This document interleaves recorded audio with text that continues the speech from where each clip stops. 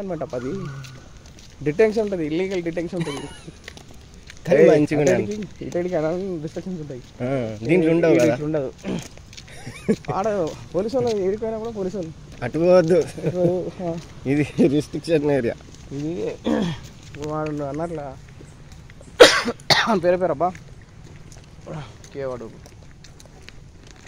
కేసీఆర్ ఏమంటారు, రేవంత్ రెడ్డి అన్నట్లు ఇది కథ. రేవంత్ రెడ్డితో నిన్న వచ్చిందంట. మీరు ఎట్లా చేస్తారు అంటే ఇది ఆల్రెడీ అలర్ట్ అయింది కదా, చెక్ చేసిపోయిందంట.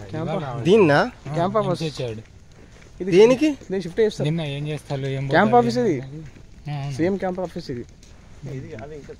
లేలే అన్నీ అయిపోయినంటే ఆర్డర్ ఫర్ రెడీ ఆర్డర్ తీసుకుపోయి అన్న వేస్తారు కొత్త కట్టిన బిల్డింగ్లలో. సీఎం క్యాంప్ ఆఫీస్ అంటే దీంట్లో ఉంటాడు, అయ్యా దీంట్లో ఉంటాడు. మార్క్ ఉండాలి కదా.